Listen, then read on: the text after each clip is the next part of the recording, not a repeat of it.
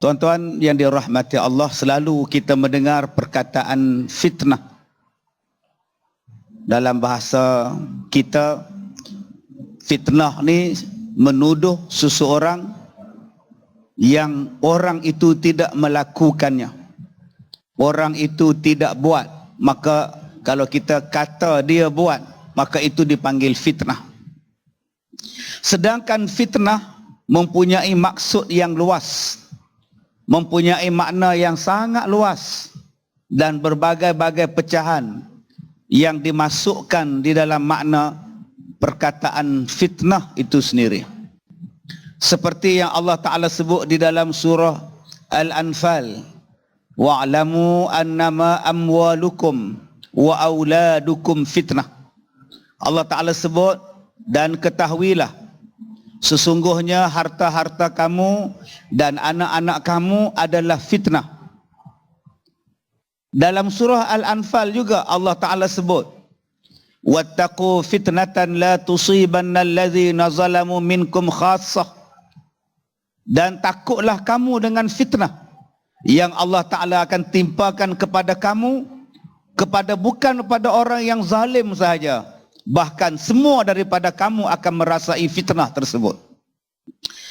Ada juga ayat yang berbunyi, wal fitnatu asyaddu minal qatl. Dan fitnah itu lebih besar daripada membunuh. Kemudian ada lagi fitnah yang Allah Ta'ala sebut di dalam surah An-Nur ayat 63. Falyahzaril ladzina yukhalifuna an amri an tusibahum fitnatun aw yusibahum azabun alim. Ada lagi di dalam ayat yang lain Allah Ta'ala sebut tentang fitnah. Ahasiban nasu an yutraku an yaqulu amanna wa hum la yuftanun. Banyaknya tuan-tuan perkataan fitnah yang Allah Ta'ala sebut di dalam Al-Quran. Jadi malam ni tuan-tuan, sempena kita mengadakan ceramah perdana malam ni, kita akan membicarakan tentang fitnah, yakni salah satu cabaran yang terdapat di dalam zaman kita pada hari ini. Baik, yang pertama, fitnah yang pertama yang Allah Ta'ala sebut berdasarkan daripada dua surah Al-Anfal ayat 25 dan ayat yang ke-28. Baik, pertama Allah kata wa'lamu annama amwalukum wa auladukum fitnah. Anak kamu, harta kamu adalah fitnah kepada kamu. Jangan tuan-tuan nanti balik rumah dipicitnya hidung anak pula, tak pun ditekupnya dengan bantal, mati budak tu. Bila tanya kenapa kau bunuh anak, tadi Ustaz Kazim cakap anak tu fitnah. Elok pula dia naik atas jambatan tu bawa anak tuan-tuan, sampai di tengah sungai dicampaknya anak dia. Abang, kenapa dicampaknya anak kita? Kan tadi Ustaz cakap anak tu fitnah. Faham betul-betul tuan-tuan. Fitnah di sini maknanya ialah ujian.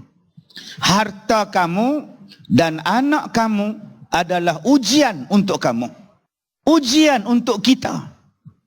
Yang pertama, fitnah maksudnya ialah ujian. Dan nyata-nyata Allah Ta'ala sebut ujian di sini dua. Pertama, harta kita. Berapa ramai tuan-tuan yang harta punya pasal bergaduh adik-beradik, saudara mara bergaduh kerana berebut harta pusaka. Ujian. Berapa ramai yang dapat harta jadi sombong kerana harta punya pasal menipu menantu. Menantu pun ditipu. Ini cerita Abdul Wahab, 3 Abdul. 25% kata dia. Tuan-tuan tengok cerita tu. Bagaimana pak mertua sanggup tipu menantu. Masuk bilik tak boleh, makan tak boleh, ambil bau je. Ini nama dia ekonomi, kata dia. Anak anda marah, anak anda kena jual. Piramli dia buat dalam cerita 3 Abdul. Bagaimana harta boleh menjadikan manusia tamak. Harta boleh menjadikan manusia haloba. Harta boleh memutuskan silaturahim. Dalam cerita 3 Abdul tu kita tengok abang yang sulung. Bila buat pembahagian harta, abang yang sulung kata apa? Segala kelang-kelang factory Kakanda yang punya.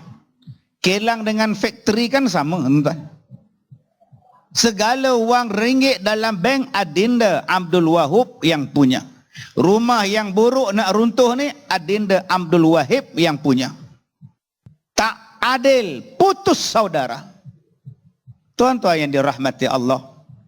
Ada seorang perempuan, dia datang jumpa saya. Dia mengadu tentang kakak dia, abang dia, minta balik rantai dan gelang yang arwah mak dia orang kasih sama dia. Dia kata, gelang ustaz, rantai ustaz, waktu mak sakit, mak berikan kepada saya. Dan selepas mak meninggal, kakak saya minta balik gelang tu. Dia minta balik rantai. Saya cakap, rantai ni mak yang kasih pada saya. Gelang ni mak yang kasih, kenapa minta balik?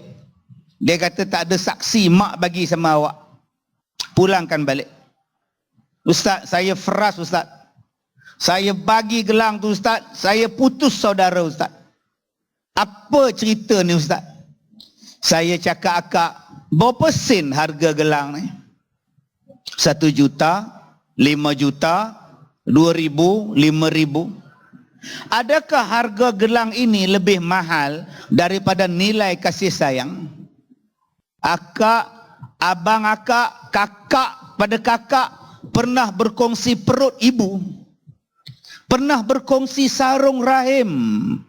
Kita pernah duduk dalam sarung rahim mak.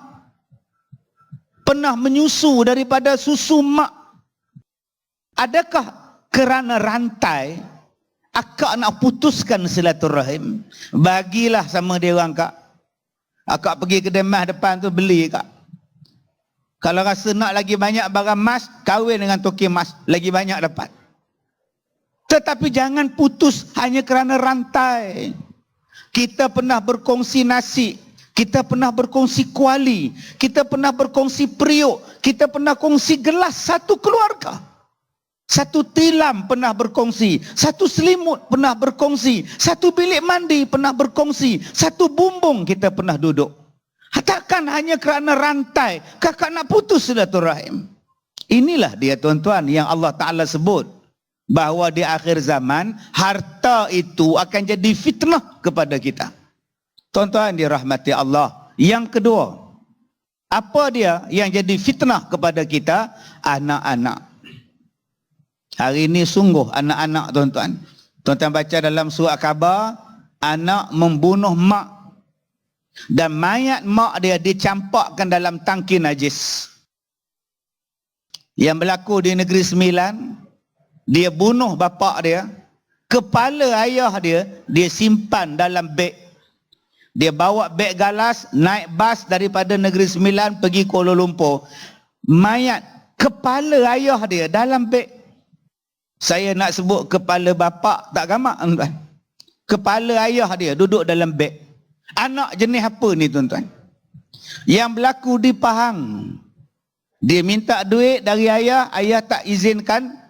Dia ambil cangkul, dicangkulnya bapa dia. Inilah dia fitnah di akhir zaman. Dia sanggup bunuh, dia sanggup cincang, dia sanggup buang, dia sanggup pulau, dia sanggup buat macam-macam. Anak menjadi fitnah di akhir zaman ini. Tuan-tuan, bagaimana kita nak berhadapan dengan dua ni? Satu harta, satu anak supaya dia tidak menjadi fitnah kepada kita. Pertama, bila sebut tentang harta, harta dunia tak ke mana tuan-tuan. Wa mal hayatud dunya illa la'ibun wa lahwun. Dunia ni hanya permainan dan tipu daya. Tidak ada apa-apa tuan-tuan harta. Kalau kita kaya macam mana pun, baju tetap selai dipakai. Jarang yang pakai baju 6 lai hari ni. Pakaian kita tetap, seluar dalam tetap selai. Ada yang tak pakai langsung malam ni. Apa masalah? Kaya macam mana pun kita, air sejuk juga yang kita minum. Air ni juga yang minum. beri 3 layer tak minum, lai cikang tak minum, Milo tak minum, Nescafe pening kepala, lah sekali ini juga dia minum. So apa masalah miskin kaya? Sama saja dapat. Nombor 1 dia nak mengajar kepada kita, jangan sombong. Dunia ni sementara, harta ni tidak kekal. Dan harta yang kita dapat ni tuan-tuan, belum tentu kita dapat selama-lamanya. Saya buat contoh. Macam mana harta ni tuan-tuan. Katalah saya ni, isteri saya sebelah ni, ada isteri ni. Tuan-tuan bayangkanlah, walaupun tak ada isteri, bayangkanlah ada. Ada anak pula. Saya meninggal, harta saya dapat pada isteri, dapat pada anak. Rumah, kereta, tanah, blender, peti ais, semua dapat. Habis edah 4 bulan 10 hari, isteri saya kahwin lain. Dengan siapa Ustaz? Dengan Tok Imam. Imam mana pula? Waktu mayat saya sedang dimandikan, isteri saya menangis. Abang cakap, abang nak sehidup semati dengan saya. Kenapa abang mati dulu? Nangis-nangis isteri saya. Siapa nak jaga saya bang? Tok Imam jawab sambil tengah kapan tu, saya ada. Kata Tok Imam. Ini bukan imam di Kuching ni, ni di Afrika ni tuan-tuan ni. Habis edah, dia mengoraknya isteri saya dapat. Sekarang rumah saya, siapa masuk? Suami yang baru. Tilam saya, siapa yang tidur? Suami dia yang baru. Peti air saya, siapa yang masuk? Suami dia masuk. Duduk dalam peti air, suami tu. Aircon rosak, tidur dalam peti air, tuan-tuan. Tak lama lepas itu, isteri saya pula meninggal. Dapat harta benda dekat Tok Imam yang tak pernah tolong saya tadi.